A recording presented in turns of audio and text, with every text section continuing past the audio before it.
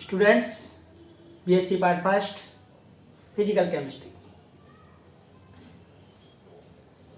ये आज हमारी थर्ड क्लास है बच्चों, यूनिट फर्स्ट की। हमने फर्स्ट क्लास में इंट्रोडक्शन है, लॉग है, कर्व स्केचिंग है, सारा डिसाइड किया था, समझाया था। सेकंड क्लास में हमने डिफरेंशिएशंस अवकलन स्टार्ट किया है। उसमें हमने काफ़ी फॉर्मूले देख लिए, क्वेश्चन प्रैक्टिस देख ली। आज जो रिमेनिंग पार्ट है अवकलन का, वो यहाँ पर हम देखने जा रहे हैं। अवकलन में अगर हमारे पास में दो फलन है, दो फलनों के गुणनफल का अवकलन,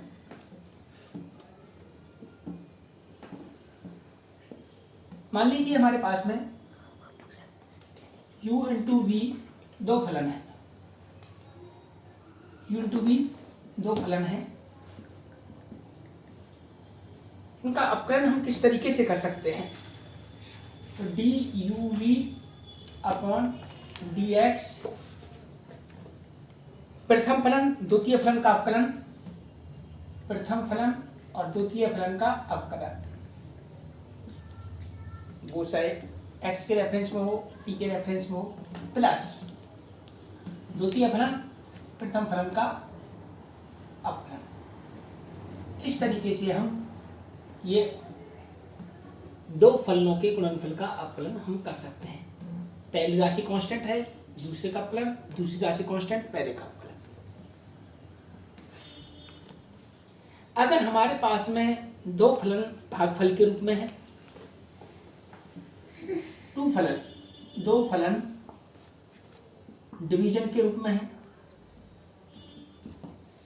भागफल के रूप में है,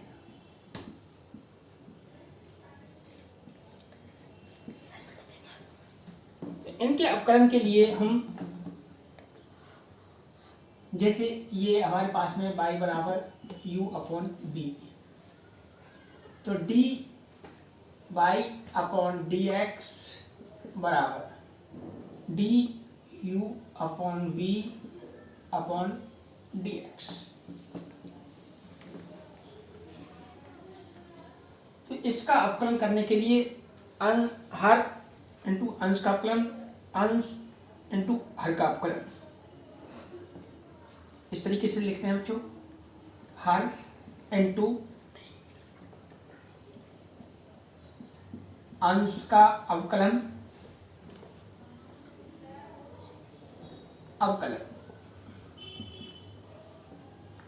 माइनस अंश इंटू हर का अवकलन,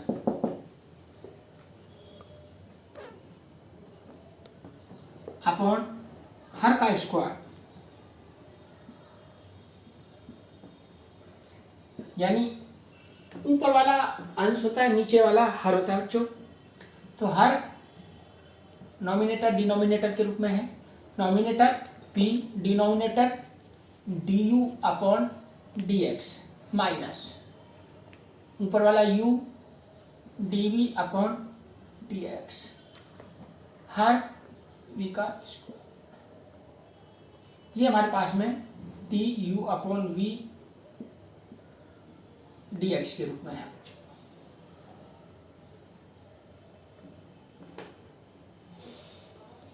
तो ये भी फॉर्मूला कई जगह काम देगा बच्चों एग्जाम के रूप में। हम और सेकेंड ईयर थर्ड ईयर में जब पढ़ोगे तो उसमें भी ये फॉर्मूले काम में देंगे।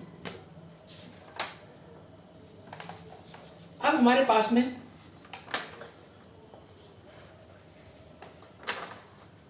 समाकलन आता है। जो नेक्स्ट टॉपिक है बच्चों, समाकलन है। नेक्स्ट टॉपिक हमारे पास में है समाकलन,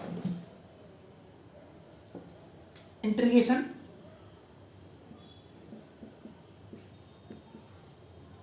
समाकलन।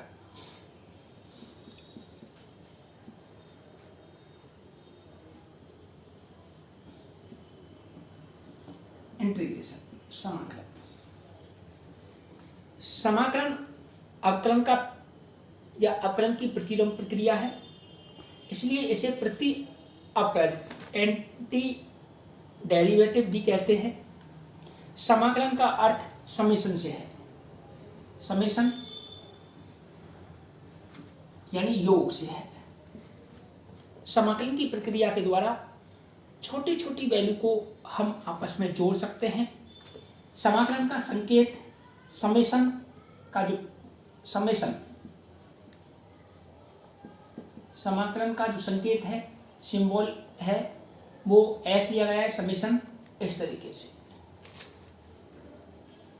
गणितीय संकेत के रूप में हम जैसे डी अपॉन डी एक्स या इस तरीके से एफ एक्स डी एक्स बराबर एफ एक्स प्लस सी, इस तरीके से हम लिखते हैं। सी यहाँ पर समाकलन स्थिरांक है जिसका मान निश्चित नहीं होता, इसे अनिश्चित समाकल कहते हैं, अनिश्चित समाकलन कहते हैं। अब हमको यदि समाकलन दी गई सीमाओं में करना हो तो उसे निश्चित समाकलन कहते हैं। Two types of integration, definite integration and definite integration. निश्चित समाकलन के लिए निश्चित समाकलन एक सीमा के अंदर किया जाता है, एक सीमा के अंतर्गत किया जाता है।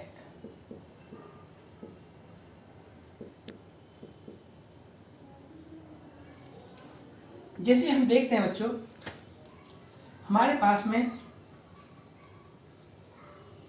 ए से बी तक हमको समाकलन करना है फलन x का dx के रेफरेंस में।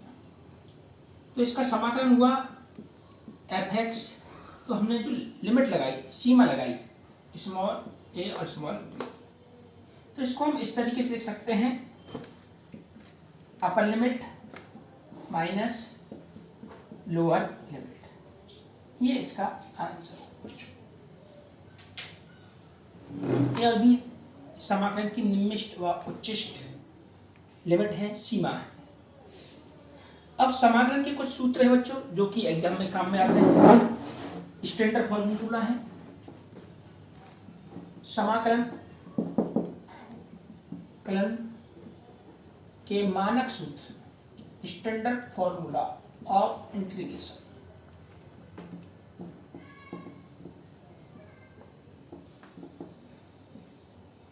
x की पावर n dx बराबर x की power n plus 1 upon n plus 1, सबसे ज्यादा काम में आने वाला फॉर्मूला है। दूसरा है हमारे पास में log 1 अपॉन x dx का log e x plus c। तीसरा जो फॉर्मूला है बच्चों k dx तो k x plus c, e की पावर x प्लस c का है हमारे पास में e की power x plus c। sin x का समाकलन है minus cos x, sin x dx minus cos x plus c। cos x dx बराबर sin x plus c। Next sec square x dx, sec square x dx बराबर tan x plus c। इसी तरीके से बहुत सारे फॉर्मूले ये अक्सर हमारे काम में आते रहते हैं। एक सिंपल एग्जांपल हम समाकलन के रूप में लेते हैं, एक सिंपल एग्जांपल हम समाकलन के रूप में लेते हैं।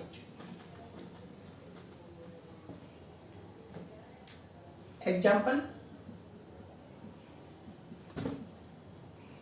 2 की पावर x, 2 की पावर x की पावर 3 प्लस 2x की power 3 plus 2x square plus 5 का समाकलन कीजिए। इस तरीके के क्वेश्चन एग्जाम में 2 से 3 नंबर का पूछा जाता है। 2 से 3 नंबर का पूछा जाता है। तो इसको सबसे पहले समाकलन की फॉर्मूले क्या है, ये मान लो y बराबर है, तो इसको हम किस तरीके से कर सकते हैं, देखिए इसको लिखने का तरीका, समाकलन 2x की पावर 3